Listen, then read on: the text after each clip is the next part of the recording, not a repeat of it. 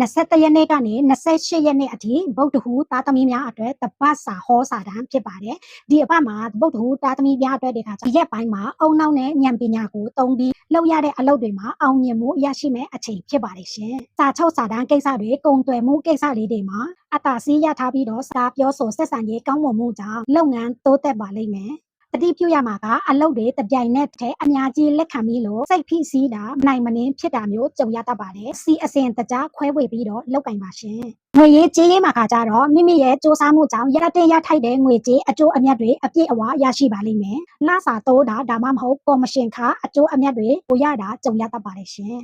ဒါပေမဲ့အတိမိတ်ဆွေတွေနဲ့ငှက်ချင်းတွေနဲ့တွေ့ဆုံစားတောက်တာမျိုးလူမှုရေးကိစ္စအတွက်ထွက်စရာရှိပါတယ်ရှင်မလိုအပ်ပဲပစ္စည်းအပေါ်တွေဝယ်တတ်မိလို့စိတ်ကိုထိမ့်ပါရှင်ချစ်ရေးနဲ့အိမ်ထောင်ရေးမှာကြတော့အိမ်ထောင်ရှိသူနဲ့ချစ်သူရှိတဲ့သူတွေကအချစ်ရေးမှာအလွန်ตาရမယ်အချိန်ဖြစ်ပါတယ်ရှင်တယောက်ကိုတယောက်အလိုလိုက်ပြီးတော့အပြန်အလှန်နားလည်မှုတွေပိုကြတဲ့အချိန်ဖြစ်ပါတယ်ရှင်အနာဂတ်အတွက်ကောင်းမွန်တဲ့တိုင်ပင်မှုတွေလုပ်နိုင်ပါတယ်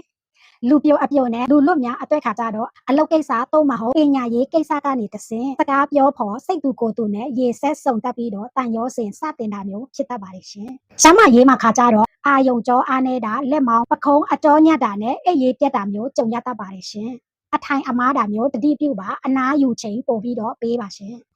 ကံကောင်းစေတဲ့အယောင်ခါကြတော့အစိမ်းဖြော့ရောင်ညရောင်လို့ဖြစ်ပါတယ်အရေးကြီးကိစ္စတွေရှိလို့ရှိရင်တနင်းတနွေသားသမီးနဲ့တိုင်ပင်ပြီးဆောင်ရွက်တာအကျိုးရလမှုတွေပိုရပါလိမ့်မယ်မြောက်အရက်တို့သွာလာရာတွင်တတိပြုပါရှင်တန်ဆာတာအစဉ်ပြေချောမွေ့စေဖို့အတွက်ဖျားမှာရလာညွတ်တို့မဟုတ်ကန်းကော်မြွတ်တွေကိုလူဒန်းပူစော်ပေးပါမဟုတ်တက်ရှိထင်ရှားနေတဲ့မိဘတက်ကြီးရွယ်အိုတွေကိုတက်တီးတမျိုးမျိုးစိတ်တိုင်းလှုပ်တွေးလူဒန်းပေးပါရှင်